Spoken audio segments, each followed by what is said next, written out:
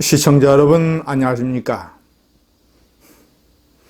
코로나 감염 사태에 대해서 사랑제일교회는 방역당국의 여러 가지 조치에 철저하게 협조하고 더 이상 코로나 확산이 되지 않도록 최대한의 노력을 기울여야 할 것입니다.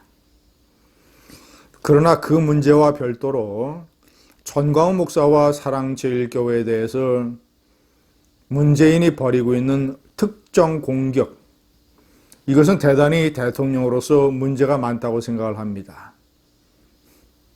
그리고 다른 여러 가지 경우와 비춰봤을 때 아주 불공평하고 전광훈 목사에 대한 문재인의 컴플렉스, 트라우마 이런 것을 드러내는 아주 정치적인 의도가 있는 이런 행동이라고 생각을 합니다. 제가 여러 가지 문제점을 오늘 정리를 한번 해봤습니다. 첫 번째, 문재인은 코로나 사태가 터진 이후 국민에게 기자회견 한번 못하고 있습니다. 비겁하고 무능하니까. 작년, 재작년에도 기자회견을 거의 한 번밖에 하지 않았습니다만은 코로나 같은 중대한 국가 사태가 터졌을 때는 국민 앞에 나서서 여러 가지 궁금증에 대한 답변을 하고 정부의 정책을 설명을 해야 됩니다.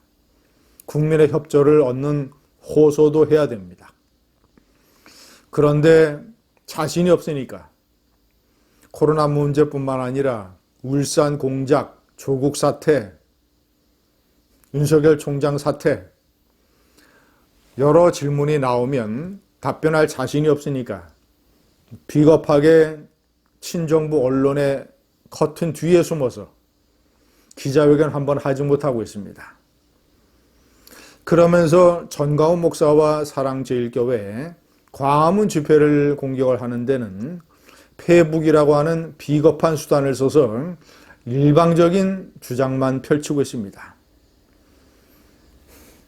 아니면 청와대 회의에서 참모들이 써준 A4 용지나 읽고 있습니다. 왜 문제가 되느냐? 두 번째, 그는 제가 세 번째부터 설명을 해드리겠습니다. 페북에서 국가 방역에 대한 도전이라고 광화문 집회를 공격을 했습니다. 그 안에는 전광훈 목사와 사랑제일교회에 대한 공격이 숨어 있는 것이죠. 국가 방역에 대한 도전이다. 첫 번째, 야외에서는 집단 감염의 사례가 보고된 적이 거의 없습니다. 코로나는 대개 실내에서 감염됩니다. 두 번째, 오죽하면 코로나 사태와 그 엄청난 폭우에도 불구하고 나라를 걱정하는 많은 시민이 수만 명이 광화문을 그렇게 메웠겠습니까? 그런 사태를 유발한 책임이 누구에겠습니까? 문재인이 나라를 망치기 때문에 그런 것 아니겠습니까? 자신의 실정과 폭정으로 많은 국민이 휴일에 쉬지 못하고 광화문에 나가서 비를 맞으면서 코로나 두려움과 싸우면서 외쳐야 되는 이런 상황. 자, 세 번째, 국가 방역에 대한 도전이라고 질타를 했습니다마는 문재인은 국가 정신에 대한 도전, 국가 정신에 대한 파괴 행위를 많이 일삼았습니다. 문재인의 뇌에서 기어나온 공산주의자들, 신영복, 호찌민, 윤희상, 박노해, 손영우, 김원봉, 반공으로 세우고 반공으로 투쟁을 하고 반공으로 생존해온 이 나라의 국가 정신에 대한 테러. 자, 두 번째, 조국이라고 하는 단군일의 최대의 거짓말쟁이, 위선자, 가족들이 저지른 집단 범죄, 이런 행각에도 불구하고 조국을 법무부 장관에 임명을 함으로써 국가 도덕에 대한 테러를 가했습니다. 세 번째,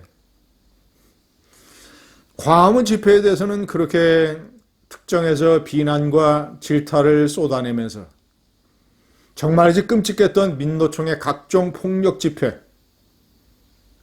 코로나 사태 이전에 터졌던 법과 질서에 대한 최고의 수호 책임자 대통령이 그런 문제에 대해서는 한마디도 하지 않았습니다. 비겁하게 자신의 지지 세력 민노총의 법질서 난도질 행위에 대해서는 침묵하다가